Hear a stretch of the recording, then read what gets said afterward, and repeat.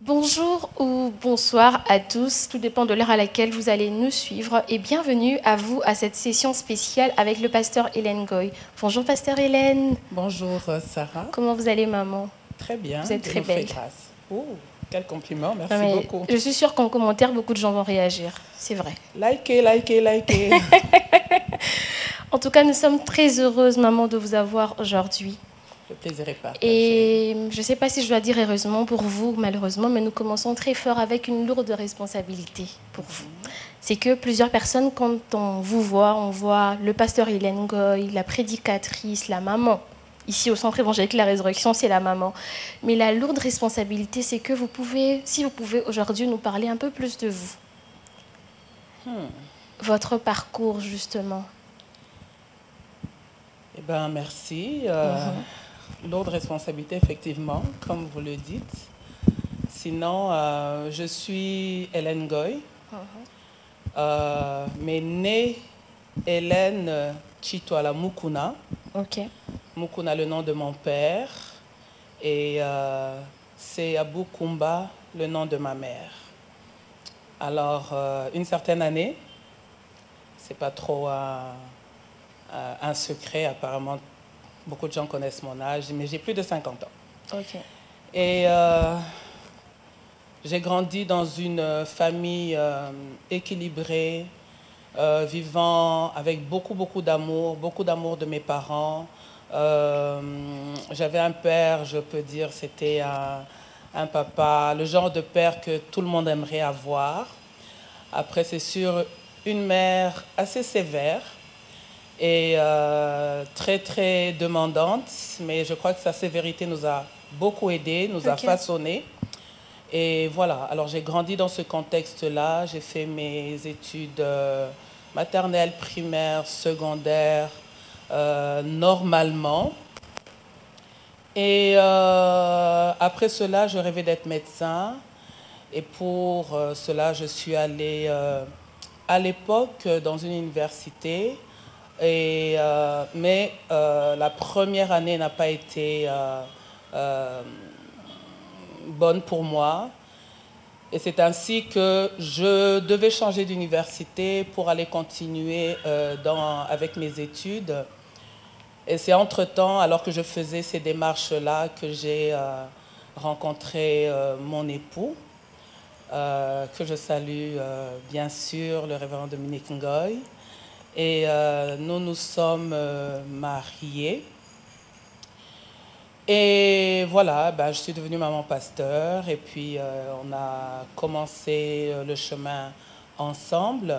Il y a une étape que j'ai sautée, c'est qu'avant de me marier, le Seigneur m'a fait grâce de rencontrer Jésus comme Seigneur et Sauveur.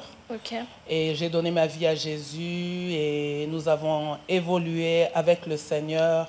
La joie de rencontrer Dieu, la joie de donner ma vie au Seigneur, la joie d'être libéré de la vie du monde et des choses du monde. Et voilà, j'ai évolué ainsi avec le Seigneur pour dire que je suis fille de pasteur, mais j'ai reçu personnellement Christ dans ma vie quand j'avais 19 ans, je vais dire, 18 ans et demi. Et bien sûr, mariée à mon mari, c'est une nouvelle vie qui a commencé avec plusieurs responsabilités. J'aimerais déjà dire que quand je me mariais au révérend Dominique, je lui avais dit qu'écoute, je suis ton épouse, mais je ne veux pas être trop engagée dans les choses de l'Église. Je ne me voyais pas être vraiment dans le service. Et lui me l'avait accordé. Il m'a dit, à partir du moment où tu vas être mon épouse, c'est correct. Le reste, Dieu lui-même sait comment il va nous orienter. Et c'est ainsi que j'ai eu des difficultés à reprendre mes études universitaires. Ça, c'est un peu plus personnel. Mais plus dans le désir de connaître Dieu et d'aller dans une plus grande connaissance des choses de Dieu, je suis allée à l'Institut biblique où j'ai fait mes études bibliques et théologiques. Et voilà, et puis la vie a continué. Et entre-temps, ben, les circonstances ont fait que je sens de plus en plus l'appel à servir le Seigneur. Et je crois que l'appel à servir le Seigneur, c'est vraiment l'exaucement de la réponse de mon père. Okay. Parce que, alors que nous n'étions pas encore venus au monde, mon père avait promis au Seigneur que les enfants qu'il aurait seraient les serviteurs de Dieu. Alors je crois aussi que me connecter au révérend Dominique, c'était aussi une manière de Dieu, de me rapprocher de quelqu'un qui était déjà consacré, afin que je sois aussi dans un environnement qui m'aide à ma propre consécration et à mon propre attachement à Dieu et aux choses de Dieu. Et c'est ainsi qu'on a évolué, dans le service du Seigneur. Et c'est ce que je continue à faire jusque maintenant. Merci maman. Je crois que tous ceux qui nous suivent doivent dire merci à Silem, parce que vraiment nous sommes entrés un peu plus dans la vie du pasteur Hélène. Et on en est très heureux. Merci. Et aujourd'hui, vous êtes à la tête de ce qu'on appelle Silem. Déjà, ça veut dire quoi Silem? Parce que plusieurs personnes connaissent, mais on ne connaît que le sigle finalement. Que veut dire Silem? Silem, ça veut dire Conférence internationale du leadership pour l'excellence dans le ministère. Ma fille me dit, maman, c'est trop long. Moi, je dis, ben, c'est trop long pour toi, mais c'est ça. Voilà. C'est ça, justement, c'est ça. Mais quelles sont les valeurs finalement que l'on prône à Silem? Alors, à Silem, nous prônons les valeurs, entre autres, l'excellence, l'intégrité et l'influence. L'excellence parce que je crois que notre Dieu est un Dieu excellent et nous sommes appelés à travailler dans l'excellence. L'intégrité parce que je crois qu'il est absolument important que nous soyons des personnes honnêtes, que nous soyons des personnes intègres, que nous soyons des personnes dignes de confiance. Et l'influence parce que c'est ça le leadership au fait. C'est d'amener les gens dans la direction où vous allez en étant vous-même une inspiration. Je crois que c'est ça. Mais justement, pasteur Hélène, comment est-ce que tout ça finalement commence? Qu'est-ce qui vous inspire en fait?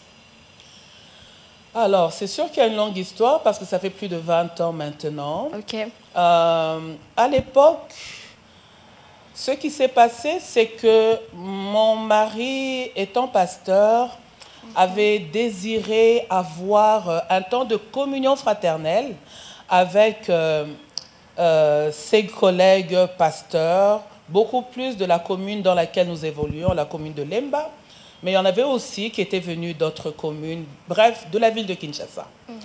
Et ces personnes sont venues et ils ont passé un bon moment autour d'un petit déjeuner, de partage, de prière, d'échange d'expériences. Et personnellement, j'avais beaucoup aimé parce qu'il est vrai que nous faisons un travail qui est très public, nous sommes beaucoup en contact avec des masses de gens, mais en même temps, nous sommes souvent aussi très seuls. Et trouver le moyen d'avoir des rencontres comme ça, c'est tellement enrichissant pour nous. Alors je m'étais dit, lui, il l'a fait avec les hommes, et moi, j'aimerais bien le faire avec les femmes.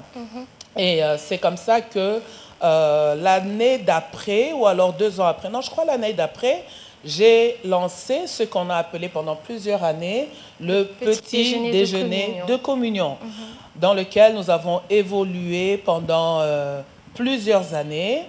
Et alors bien sûr, ça a commencé à Kinshasa, à Lemba, mais bien sûr, nous avons invité des femmes de la ville et elles venaient par centaines et ça a toujours été jusqu'à maintenant des moments très bénis, très enrichissants.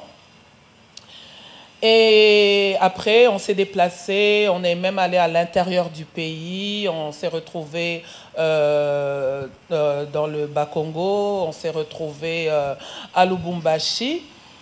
Et avec les années, moi-même, me retrouvant au Canada, on l'a organisé aussi au Canada, on l'a organisé en France. Mais qu'est-ce qui s'est passé, c'est que le confinement est arrivé avec la COVID-19. Et avec le confinement, on ne savait plus organiser ces réunions-là. Et vous savez que pendant ce temps-là, beaucoup de choses se faisaient, beaucoup d'événements, beaucoup de conférences et tout se passait en ligne. Alors, on s'est dit, le petit déjeuner doit aussi se passer en ligne. Mais comment faire un petit déjeuner en ligne? Parce qu'il passe à un moment où les gens sont sur des fuseaux horaires différents. Ça veut dire que ce que moi j'appellerais petit déjeuner au Canada serait appelé souper dans un autre coin du monde, serait appelé goûter dans un autre coin du monde. Alors on s'est dit non, petit déjeuner, c'est plus ça, il faut trouver autre chose. Et c'est là que Silem est né. Ça a commencé en ligne. Nous l'avons fait en ligne à 3 reprises. Alors, c'était les femmes du monde qui étaient connectées, l'Europe, l'Afrique, l'Asie, l'Amérique. Je n'ai pas encore vu l'Australie. Et ça a évolué comme ça. Mais après le confinement, on est resté sur Silem, mais bien sûr, s'organisant en Amérique, en Afrique et en Europe. Mais maman, nous voulons dire félicitations. Eh bien, merci. Alors, on vous voit, finalement, vous l'avez dit vous-même, vous avez été un peu partout. Et moi, quand je vous écoute, je crois que c'est aussi la même chose sûrement pour ceux qui nous suivent. On se pose une question. Pourquoi vous y croyez autant finalement? J'y crois autant. Pourquoi? Parce que de par la vision de Silem, Silem, c'est un cadre qui travaille pour enrichir les femmes. Nous voulons bâtir des femmes fortes, des femmes épanouies, mais aussi exerçant un leadership fort, basé sur les valeurs du royaume des cieux. Et bien sûr, travaillant ensemble, parce que je crois du fond de mon cœur qu'il n'y a aucune œuvre qui irait dans la grandeur par une personne qui le fait tout seul. Je crois que Dieu nous a mis ensemble, chacun avec ses dons, ses talents, ses capacités. Il a même fait que tu ne sois pas juste fort en tout, qu'il y a en toi certains besoins pour que tu puisses absolument te rapprocher des autres, n'est-ce pas? Alors voilà, c'est ça. Alors, je crois personnellement que de par la vision, le travail que nous faisons, c'est d'enrichir les femmes et les femmes ont besoin d'être enrichies. Je vais dans les Écritures. Jésus est en train de dire la moisson est grande. Il y a peu d'ouvriers. Demandez au maître de la moisson d'envoyer les ouvriers. Mais quelque part, ces ouvriers-là, ils doivent être équipés, ils doivent être formés. Et pourquoi j'y crois autant? Parce que moi-même, étant dans le ministère, déjà comme épouse de pasteur, mais aussi comme pasteur, je sais, je connais les défis, je connais la responsabilité. Le ministère étant le service que nous rendons de la part de Dieu aux saints, je sais que pour le faire, il faut un certain niveau d'excellence, il faut la connaissance, il faut les capacités. Et le cadre de Silem, c'est l'un des cadres qui enrichit réellement les femmes dans ce sens-là. Alors moi-même, ayant été enrichie, peut-être pas dans un cadre très défini, mais auprès de certains aînés, je sais ce que cet apport a amené dans ma vie et c'est ce que je veux absolument fournir pour les autres. Alors c'est sûr que les femmes qui viennent à Silem, il y en a qui ont déjà des gabarits bien fournis, mais il y a aussi la dimension de la communion, la dimension des connexions ministérielles que nous sommes en train de développer, qui fait que tu ne peux juste pas rester seul dans ton coin, tu dois te rapprocher des autres pour communier, mais aussi pour faire l'œuvre de Dieu ensemble. Et aujourd'hui, si on doit parler en termes d'impact, maman, quel est l'impact de Silem jusque-là? L'impact de Silem, c'est sûr qu'il est très difficile de parler de soi-même. Je crois que ça aurait été mieux de poser la question aux dames. À Notre-Dame. Et je vous promets qu'elles vous diront que Silem les a bénis. Les a bénis parce que vous savez, j'ai tellement entendu des femmes parler du fait de la confiance en soi. Une chose avec laquelle moi-même je me suis battue pendant plusieurs années.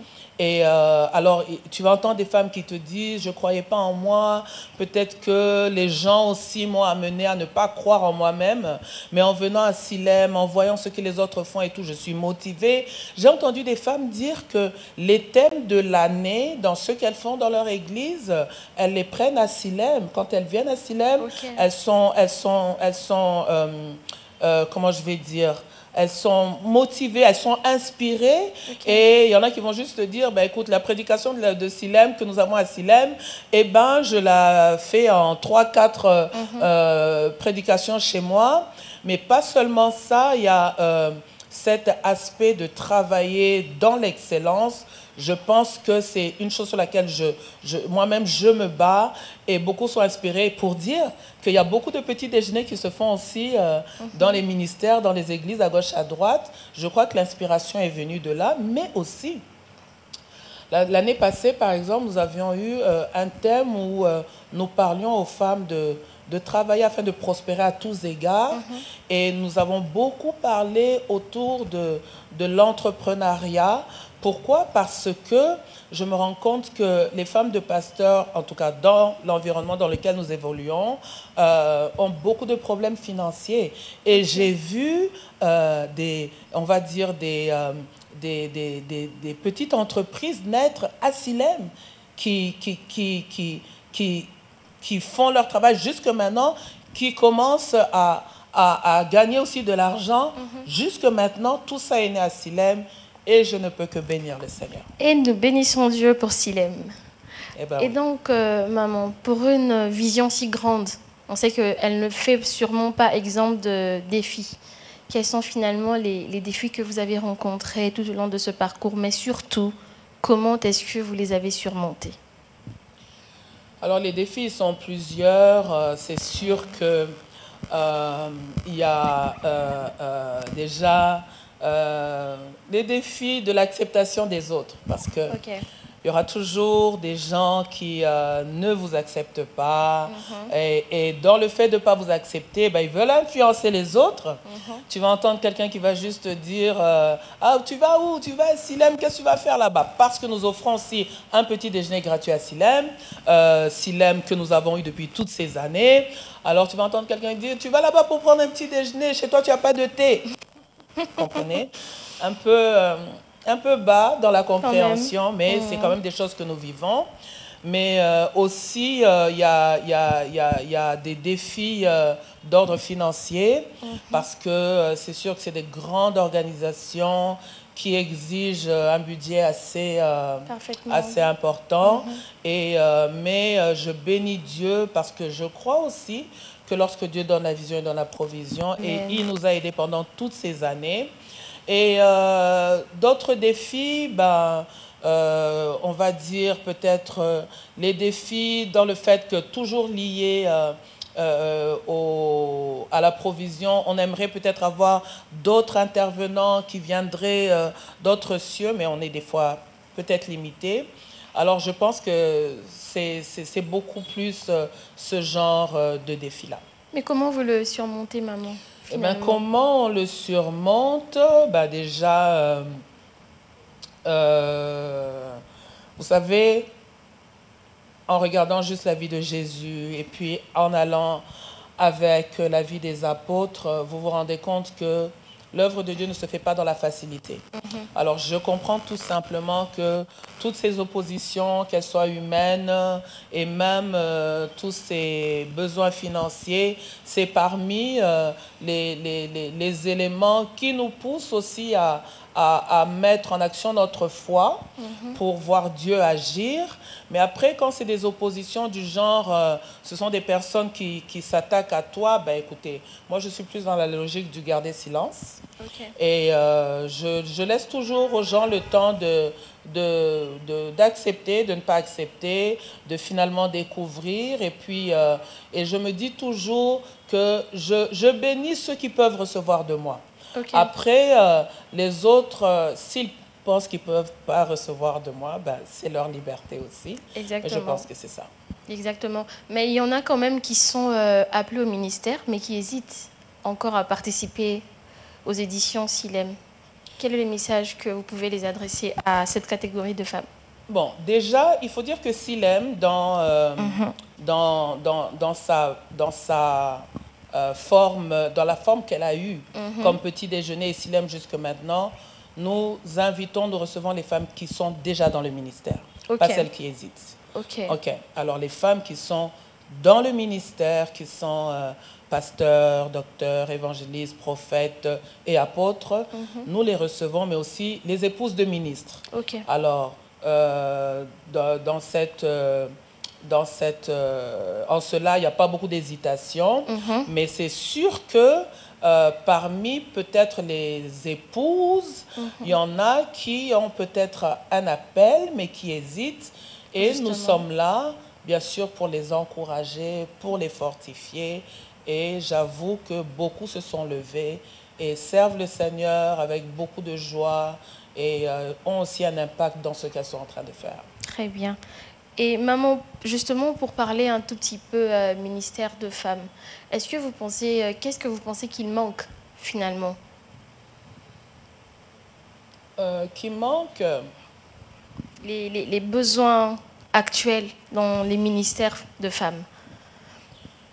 Les besoins actuels, je pense que c'est pas seulement dans le ministère de la femme, mais dans le ministère en général. C'est d'être encadré, d'être encadré, d'avoir des mentors qui puissent nous accompagner. Et c'est un besoin que l'on trouve, que ce soit chez les hommes, que ce soit chez les femmes. Et bien sûr, aller beaucoup plus en profondeur, d'abord dans l'intimité avec Dieu. Parce que nous pouvons beaucoup plus aller dans la connaissance, mais le ministère n'est pas forcément d'abord connaissance. Je pense que le ministère, en tout cas de ma façon de voir les choses, c'est d'abord l'intimité que la personne a avec Dieu, qui fait que de cette intimité, quelque chose naît. Quelque chose naît. Et comme le ministère, c'est rendre service aux saints, rendre service à l'Église, c'est de cette intimité que Dieu dépose en nous ce que nous allons donner aux personnes vers qui il nous envoie. Alors je crois que c'est ça, un accompagnement, un encadrement, mais aussi la bonne compréhension de ce qu'est le ministère lui-même et la bonne compréhension de ce qu'est l'intimité que l'homme de Dieu, la femme de Dieu doit avoir avec le Seigneur. Je pense que c'est beaucoup plus. Je ne sais pas si j'ai répondu à votre question. Parfaitement. Mais jusqu'où est-ce que vous voyez Silem finalement dans 5-10 ans? Alors, il est vrai que déjà, là où on est arrivé, pour moi, c'est déjà un miracle. Parce que j'avais jamais pensé organiser Silem à l'international. Non, ça, c'était vraiment pas dans mon rêve. C'était vraiment pas dans mes intentions. Alors, oui, déjà, ça, c'est un miracle. Où est-ce que nous... jusqu'où aller? Ben, bien sûr, que le Seigneur nous ouvre encore beaucoup plus de portes pour aller encore atteindre d'autres peuples sous d'autres cieux, disons, d'autres servantes, d'autres ministères sous d'autres cieux. Mais je crois que c'est vraiment ça. Et bien sûr, me rassurer que ce que nous faisons est vraiment communiqué aux générations à venir. C'est vraiment ça mon rêve, en fait. En l'occurrence, l'Australie. Vous l'avez mentionné au début, alors on a hâte. Je crois qu'on va y arriver. Exactement, et très bientôt. Alors maman, on passe pour un nouveau cap à Silem. Oui. Je préfère vous laisser l'annoncer d'abord. Eh bien, la très très bonne nouvelle, c'est ce que Dieu a déposé dans mon cœur depuis un certain temps, mais pour lequel je me dis, on doit y aller. C'est Silem Stars. Silem Stars, ça commence maintenant, cette année, et c'est vraiment le rendez-vous auquel il ne faut pas manquer. Ok. Et ça, maman, c'est pour nous les jeunes, ou voilà, c'est un mélange? Alors, Silem Star, c'est toujours Silem, mais nous ouvrons beaucoup plus les portes aux jeunes dames qui sont encore peut-être fiancées, fiancées de ministres de Dieu, fiancées de pasteurs, fiancées de docteurs, fiancées d'apôtres, bref, les 5 ministères. Et bien sûr, celles qui ont un appel pour le ministère, mais qui ont besoin d'être équipées pour pouvoir l'exercer. Pourquoi je dis cela? Parce que dans Silem, dans la formule dans laquelle nous avons évolué depuis le début, c'était exclusivement pour les épouses et exclusivement pour celles qui sont dans le ministère. OK? Mais maintenant, avec Silem Stars, nous ouvrons même aux fiancés. Ça veut dire, vous n'êtes encore que dans l'organisation de votre vie commune, mais vous êtes déjà bienvenue à Silem. Et bien sûr, alors, elles sont fiancées, ça veut dire que toutes les jeunes mariées et tous les autres. Mais aussi, Silem, c'est pour ces dames qui sont dans une position de leadership. Elle peut être médecin, elle peut être juriste, elle peut être femme d'affaires, mais elle est dans une position de leadership dans l'Église, dans le royaume des cieux. Et bien sûr, elle veut être enrichie par ce que nous donnons à Silem, mais aussi enrichie par les contacts, les connexions qu'elle peut avoir à Silem. Alors, vous comprenez que nous allons beaucoup plus chercher les jeunes dames comme nous, comme moi. Maman, vous êtes encore jeune, franchement, vous êtes encore jeune, maman. Comme nous, comme moi. Alors, vous êtes invités, c'est vraiment pour vous. Et je vous promets que ça ne peut être que bénissant. Quand nous disons Silem Star, Star, c'est étoile. Les étoiles, elles ont été créées au début pour éclairer la terre. Exactement. En tant qu'enfants de Dieu, nous sommes la lumière du monde pour éclairer. Alors, Silem Star, ce sont des femmes dans le ministère qui veulent tout simplement éclairer. Mais maman, je tiens quand même à ce qu'on dise que la nouvelle formule n'annule pas du tout la première pour éviter qu'il y ait... Alors, ça, c'est très important. Nous sommes Silem. Mais vous savez, comme toute vision peut aussi connaître je veux utiliser le bon terme, une évolution, on va dire. Dieu peut toujours vous ouvrir. Étendre. Voilà.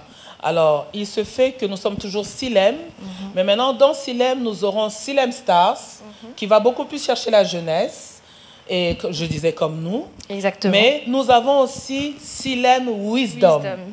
Et Silem Wisdom, c'est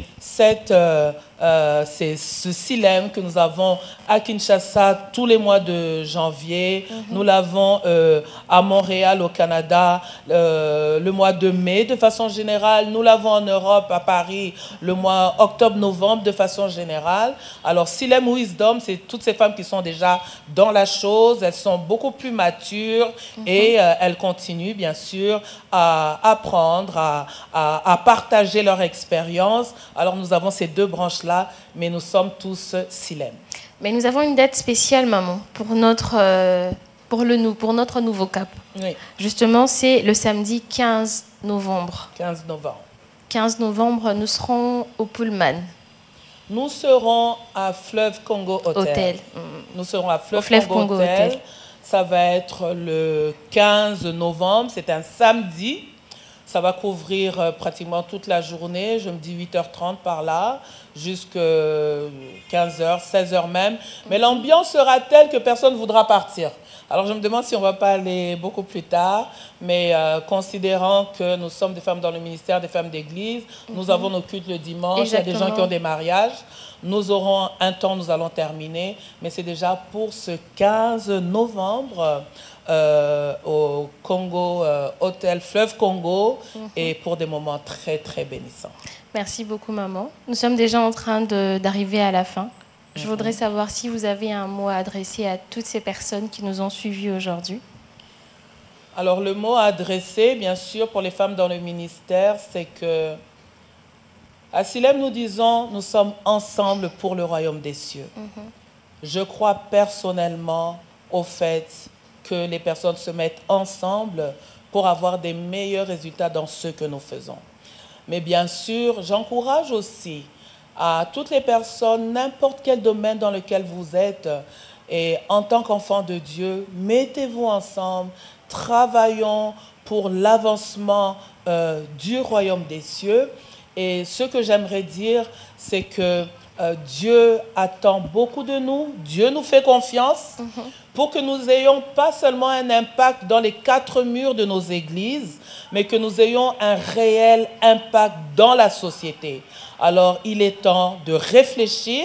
Et à Silem Stars, comme à Silem Wisdom, nous avons ces temps d'ateliers, nous avons ces temps de conférences, nous avons ces temps de talk show où nous recevons tellement d'informations. Bref, c'est pour avoir un impact dans l'Église, mais encore beaucoup plus un impact à l'extérieur des murs de nos églises. Alors, dans ce que vous faites déjà, que Dieu vous bénisse. Et dans ce que vous ne faites pas encore, soyez inspirés et allez surtout beaucoup plus loin. Merci beaucoup, Pasteur Hélène. Et merci à tous de nous avoir suivis. N'oubliez pas, à Silem, nous disons ensemble pour le royaume des cieux. Que le Seigneur vous bénisse et shalom chez vous.